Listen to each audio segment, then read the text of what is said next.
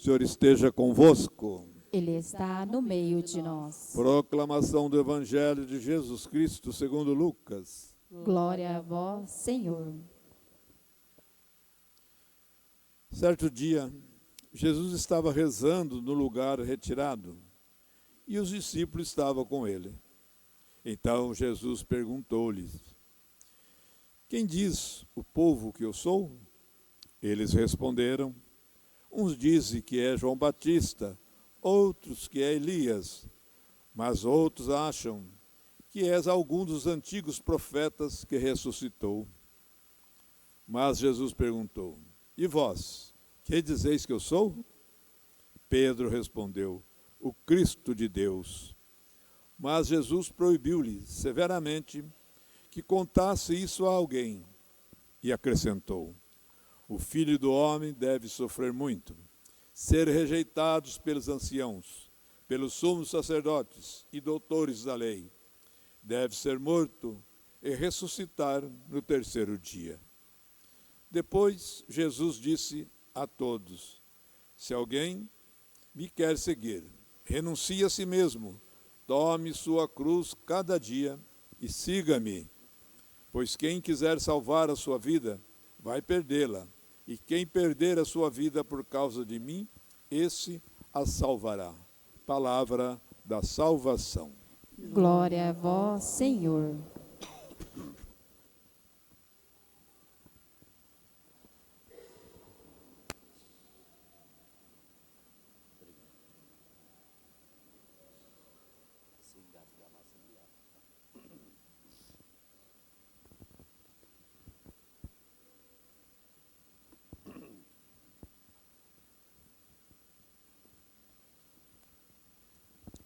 Queridos irmãos, queridas irmãs, a página do Evangelho de hoje nos faz uma pergunta que deve provocar toda a nossa vida. É uma pergunta desafiadora e que deve mudar a nossa forma de pensar, a nossa conduta, a maneira como a gente se relaciona com as pessoas, a maneira como a gente se relaciona até mesmo com o próprio Deus. E a pergunta é: quem é Jesus para mim? E a resposta que nós devemos dar não é quem é Jesus para as pessoas, não é quem é Jesus para o meu vizinho, para o meu colega de trabalho, não é quem é Jesus para o mundo, mas quem é Jesus para o meu coração, para a minha vida, para o meu ser. Quem é Jesus para mim? Com certeza, nós poderíamos dar muitas respostas a respeito de Jesus. Poderíamos dizer que Ele é o nosso mestre. Poderíamos também dizer que Ele é o nosso amigo, que Ele é o consolo nas horas mais tristes da nossa vida. Alguém que eu procuro quando tudo vai mal. Está errado dar essa resposta? Não. Mas poderíamos dar uma resposta mais concreta, mais real. E a resposta mais concreta seríamos dizer com toda a fé que Jesus é verdadeiramente o Senhor da minha vida. Quando nós dizemos que Jesus é o Senhor da minha vida, estou querendo afirmar que Ele tem o poder total sobre mim, que Ele tem o controle sobre a minha existência, sobre o meu pensamento, sobre o meu falar, sobre o meu agir, sobre o meu comportamento, sobre as minhas decisões. Quando eu digo aqui o Senhor da minha vida, estou querendo afirmar que eu entrego tudo nas mãos do Senhor. A minha vida, o meu projeto, os meus desejos, as minhas vontades. Isto que significa que o Senhor é aquele que está acima de mim, é a prioridade para mim, é o centro justamente para a minha vida. Queridos irmãos e irmãs, se eu acredito que Jesus é o Filho de Deus, se eu acredito que Jesus é o Salvador, aquele que entregou a sua vida para que eu pudesse ser salvo, então isso precisa transformar o meu viver. Ter Jesus como o Senhor da minha vida e afirmar isso na fé e com a própria vida, significa que o nosso caminhar não pode ser um caminhar preso a nós mesmos, ao nosso egoísmo, a nossa maneira de pensar, a nossa vontade, a nossa prisão, as nossas paixões desordenadas. Mas a nossa vida precisa ter um rumo diferente. Então eu preciso mudar o meu olhar. O que significa mudar o meu olhar? Vocês sabem que nós temos facilidade de enxergar o negativo. Nós temos uma visão muito pessimista das coisas, das pessoas, do mundo, da nossa vida, da realidade que nos cerca. Então, ter Jesus como o Senhor da nossa vida é ter um olhar diferente, ter um olhar mais otimista, mais positivo, um olhar mais carregado, mais cheio de esperança. Também precisamos transformar as nossas atitudes, mudar as nossas atitudes, deixar o egoísmo, a ganância, a ambição, qualquer que seja o tipo de ressentimento, a raiva, deixar tudo isso para trás e procurar ter atitudes que sejam movidas pelo amor, pela bondade, pela generosidade, pela força de vontade de ser pessoa de Deus para a vida de tantos irmãos e irmãs. Como também nós temos que mudar a nossa forma de tratar as pessoas. De vez em quando nós somos meio ásperos, mal educados, péssimo acolhedores. Às vezes nós desprezamos, outros momentos nós ridicularizamos o outro, diminuímos o outro, não de uma forma consciente, mas de uma forma inconsciente. Precisamos ser mais acolhedores, precisamos ser mais amáveis, mais dóceis, precisamos ser pessoas de coração aberto, que deixe o outro se aproximar. Então percebam que ter Jesus como o Senhor da sua vida não é só dizer com a boca, eu creio em Jesus, eu acredito em Jesus, eu amo Jesus, eu adoro Jesus, eu quero servir a Jesus. Não pode ser somente assim, porque senão fica algo muito superficial. Mas este ter Jesus como o Senhor da vida tem que se manifestar pela nossa conduta, pela nossa maneira de ser, pela nossa maneira de agir. Queridos irmãos e irmãs, quem encontrou Jesus de verdade não permanece o mesmo. Os textos bíblicos relatam muito esta experiência. Aquela pessoa que era cega, quando encontrou com Jesus, não voltou cega para casa, voltou curada. Aquele que era mudo, quando teve encontro com Jesus, não voltou mudo para casa, voltou curado.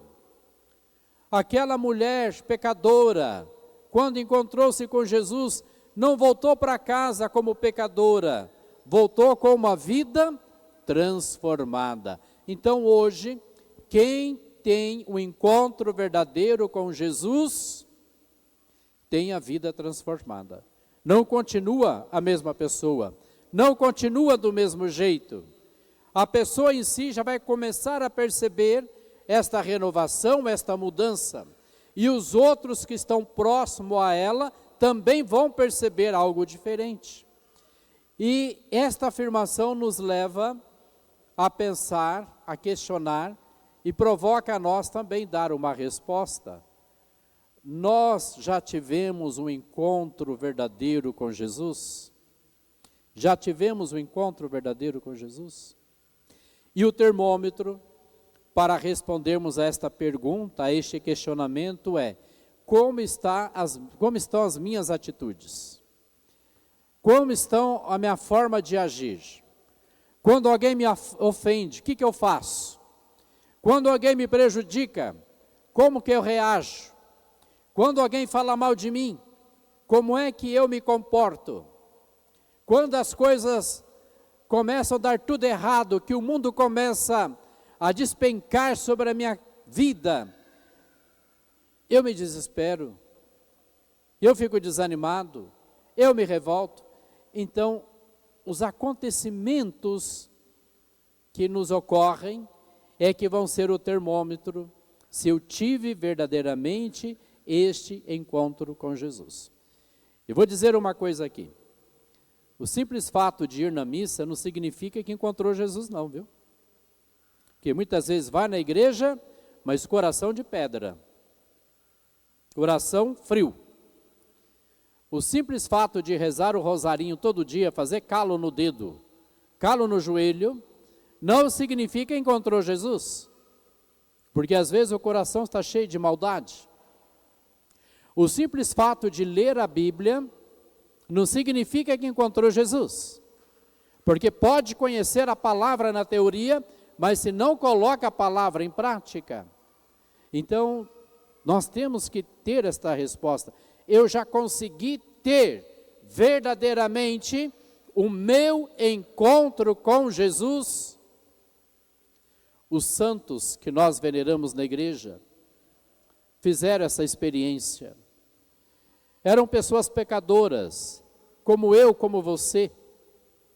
Mas com determinado momento, descobriram um tesouro melhor, mais valioso para a vida deles, Jesus Cristo. E abandonaram tudo.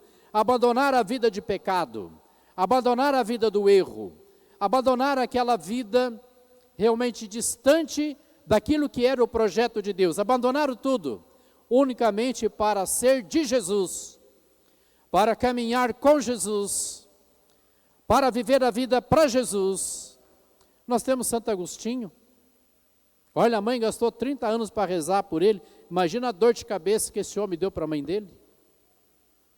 Nós temos São Francisco de Assis, o homem das noitadas, o homem dos prazeres. E nós temos tantos outros santos. O próprio São Paulo, que perseguia os cristãos, levava para matar e sentia prazer naquilo, de ver o cristão ser morto, ver o cristão ser sacrificado. Mas teve o seu encontro com Jesus e a vida dele mudou. De perseguidor, passou a ser evangelizador, passou a ser missionário. Às vezes a pessoa pode chegar aos seus 80, 90 anos de idade, mas não teve o encontro com Jesus. Não teve o encontro com Jesus. Teve uma pequena aproximação, teve um pequeno contato, mas não teve o seu encontro com Jesus. E nós temos que pensar nisso. Nós estamos começando o nosso cerco de Jericó. E o cerco de Jericó não pode ser uma coleção de semana de oração, uma coleção de semana que eu vou lá, rezo, depois tudo volta ao normal. Não, este cerco de Jericó tem que ser diferente. Tem que ser o meu encontro com Jesus. Por isso Jesus nos pergunta, quem sou eu para você? Qual o significado da minha vida para você? Qual a importância da minha vida para você? Queridos irmãos e irmãs, Jesus, ele cura feridas.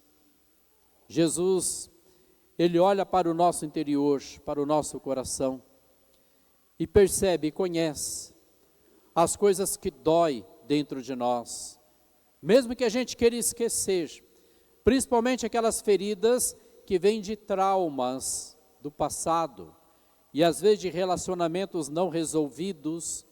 É ali que Jesus vai pôr a mão e curar. Jesus tem o poder de tirar o nosso medo. Tem pessoas que têm medo de dar uma nova chance, uma nova oportunidade para viver, para ser feliz, porque no passado já sofreu muito, Mas Jesus tem esse poder de tirar este medo.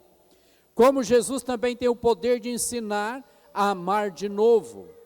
Às vezes, numa certa convivência, houve um certo conflito, aonde alguma pessoa tenha prejudicado, e você tenha dito, acabou para mim essa pessoa para mim morreu, essa pessoa para mim não faz parte mais da minha vida, não quero mais saber desta pessoa.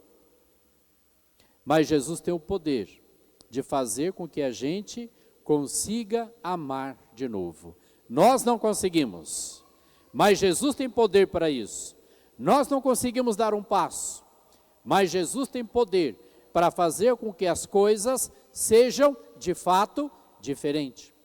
Mas Jesus vai manifestar o seu poder na nossa vida se nós permitirmos, se nós dermos o consentimento, se nós desejarmos, se nós procurarmos. Aí Jesus vai agir com a sua misericórdia e com o seu amor. Mas para que a gente possa entender esta necessidade de querer o poder do Senhor manifestando na nossa vida, a gente precisa saber responder: quem é Jesus para mim? O que significa Ele ser este Salvador da minha vida? Queridos irmãos, queridas irmãs, esta temática a respeito de redescobrir Jesus na nossa vida, nos leva também a pensar duas questões que são importantes para a gente refletir, porque fazem parte do nosso cotidiano. A primeira questão: como dar testemunho da importância de Jesus na minha vida? Você sabe que eu e você, pelo nosso batismo, nós temos um compromisso muito sério. O compromisso de testemunhar Jesus, de mostrar Jesus, de apresentar Jesus. As pessoas que levam a sua vida cristã a sério, as pessoas que são comprometidas na sua fé, pelo seu batismo, fazem esta pergunta.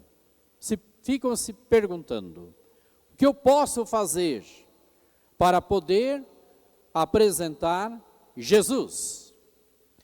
Queridos irmãos e irmãs, o testemunho mais forte para apresentar Jesus é o da vida transformada, é o da vida renovada, é o da vida modificada.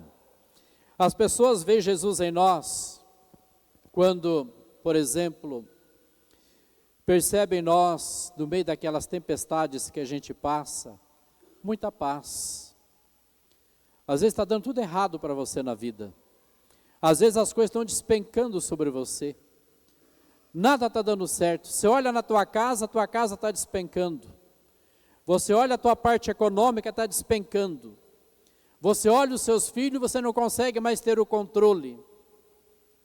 E para ajudar ainda você fica doente. Uma doença que acaba com você. E as pessoas olham tudo aquilo que está acontecendo com você e dizem: esse não vai aguentar. Esse não vai suportar. Esse vai cair rápido. Mas as pessoas, quando olham em você, encontram uma paz. Você teria de tudo para se revoltar na vida. Você teria de tudo para brigar com Deus. Você teria de tudo para ser uma pessoa para baixo, mas é uma pessoa alegre, é uma pessoa em paz, é uma pessoa numa mansidão. No meio da tempestade, quando você consegue transmitir isso, você está mostrando quem é Jesus na tua vida. Você está falando de Jesus para as pessoas. Você não precisa abrir a boca. Você já está demonstrando, pelo teu testemunho de vida, a pessoa de Jesus. Quando também, um outro exemplo, para a gente entender isto, um perdão, aonde havia mágoa. Alguém te ofendeu muito, te prejudicou, fez você entrar na miséria. Você sabe que as pessoas nos assistem, né? Do jeito que assistem uma televisão, um cinema, tem pessoas que ficam nos assistindo de camarote, para ver o final da nossa novela, para ver o que a gente vai fazer. E as pessoas sabem o que acontece com a nossa vida. Hoje, de modo especial, com essa história de rede social, ninguém mais tem vida oculta. Ninguém mais tem privacidade. Tudo é exposto. Se você não expõe, alguém expõe sobre a tua vida. E tem alguém sempre te assistindo, para ver o que você vai fazer. Se você vai ser violento, se você vai ser vingativo, se você vai agir na raiva, no ódio, o que você vai fazer com aquela pessoa que te prejudicou. E quando as pessoas percebem que você não utiliza a linguagem do mundo, que é a linguagem da violência, e você utiliza a linguagem do reino de Deus, que é o perdão, as pessoas acabam ficando desbancadas, porque levam um choque. Não iria imaginar isso de você. Você perdoou. E naquele ato de perdão, não foi uma simples coisa. Aquele ato de perdão foi o seu testemunho. Você está mostrando Jesus, a força de Jesus na tua vida. Você está demonstrando quem é Jesus para você. Como também, meu irmão, minha irmã, um ato de caridade, sem querer nada em troca que você faz, é uma forma de você mostrar Jesus para os nossos irmãos. Uma segunda questão: como apresentar Jesus a quem não crê ou se afastou da igreja? Esse é um dilema que muitas pessoas hoje enfrentam no seu dia a dia. Às vezes dentro de casa, o marido não vai mais na igreja, a mulher não vai mais na igreja, os filhos não vão mais na igreja, os pais não vão mais na igreja. E o problema, não vai na igreja e briga com quem vai. Às vezes o marido fala para a mulher: mas de novo na igreja? Não sai da igreja, mora já direto lá na igreja de uma vez. Esta é a realidade. E aqueles que não só se afastaram da igreja, das coisas de Deus, mas também abandonaram Deus, estão descrentes em Deus. Não creio mais em Deus, creio em qualquer coisa, menos nesse tal de Deus, não creio mais nele.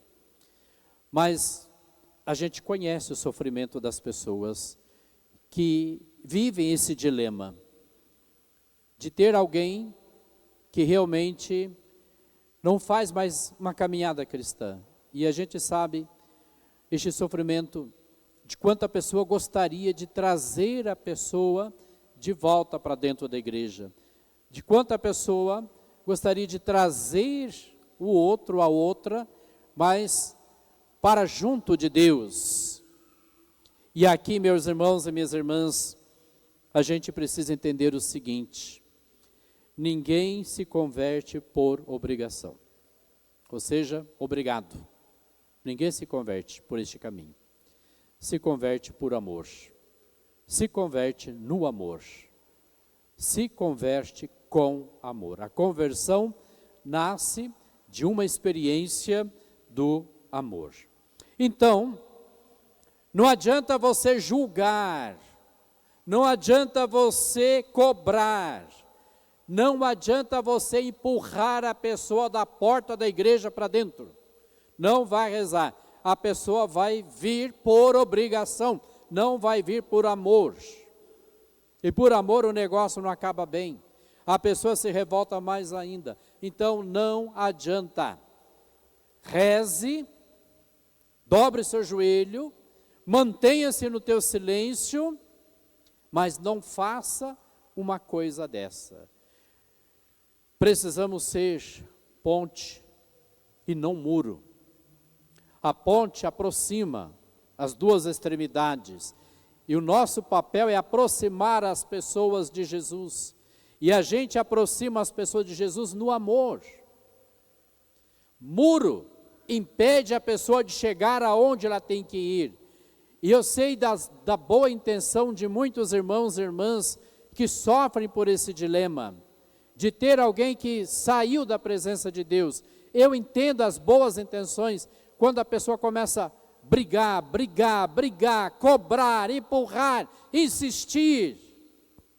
A pessoa faz até barganhas, principalmente quando são os mais novos, quando são os filhos. Olha, filhinho, se você for na missa, papai e mamãe vai deixar você isso, você aquilo. Não se faz um negócio desse. Isso é ser muro. Nós não podemos ser muro. Nós precisamos ser ponte para poder aproximar as pessoas de Deus. E aqui, meus irmãos e minhas irmãs, eu te digo uma coisa na verdade, com muito amor. Quando as pessoas perceberem que a sua fé te faz uma pessoa melhor, te faz uma pessoa equilibrada, te faz uma pessoa amorosa, te faz uma pessoa feliz, algo novo vai despertar na vida daquele ou daquela que está afastado. Vai despertar, vai chamar a atenção. Então é o nosso jeito de ser, é o nosso comportamento, é a nossa vida transformada. E aí volta lá no começo. Quem é Jesus para mim? É o Senhor da minha vida. Mas para viver no senhorio, sobre o senhorio dele, a minha vida tem que passar por um processo de renúncia. A minha vida tem que passar por um processo de mudança, um processo de transformação. Não pode ser as mesmas coisas. Cada novo dia que Deus nos dá é uma nova oportunidade que Ele nos oferece para que a gente possa melhorar mais. Tem gente que levanta, passa o dia, dorme e no outro dia é pior do que outro dia. E não pode ser assim. Cada novo amanhecer eu tenho que pensar o que eu vou mudar hoje na minha vida, o que eu preciso melhorar hoje na minha vida. Quem tem Jesus como o Senhor da tua vida, pensa assim e age desta forma. E agindo assim, ela vai conseguir cativar os outros para fazer o mesmo caminho de fé. Agora, quem está afastado da igreja, pode ser alguém da tua casa, às vezes enxerga na pessoa, vai na igreja, vai na missa, não sai da igreja, não sai da missa, mas chega em casa, briga com todo mundo, fala mal de todo mundo, faz fofoca de todo mundo, tem um coração maldoso, pensa mal, prejudica os outros, é uma pessoa azeda, é uma pessoa amarga, é uma pessoa sem educação, é uma pessoa estúpida, é uma pessoa mal amada. Aí quem não vai na igreja, olha para aquela pessoa e vai chegar a esta conclusão. A fé não está fazendo bem para ela. A fé não está fazendo esta pessoa ser feliz. A fé está fazendo esta pessoa ser infeliz. Então eu não vou. Por que eu vou? Eu quero ir no lugar que me faz feliz. Eu quero ir no lugar que me faz sentir bem. Por que eu vou no lugar que vai me fazer ser infeliz? Olha o que a gente transforma a experiência da fé quando nós não vivemos bem esta nossa experiência com Jesus. Por isso, meus irmãos e minhas irmãs, nesta noite, peçamos a Maria, Mãe da Esperança, que nos ajude a redescobrir Jesus em nossa vida. Que o Espírito Santo nos ajude a apresentar Jesus com a força do amor, a força da paciência e a força da fé. Que o Espírito Santo, nesta semana, possa nos indicar caminho para que a gente possa seguir. Louvado seja nosso Senhor Jesus Cristo. Para sempre Ele seja louvado. Vamos professar a nossa fé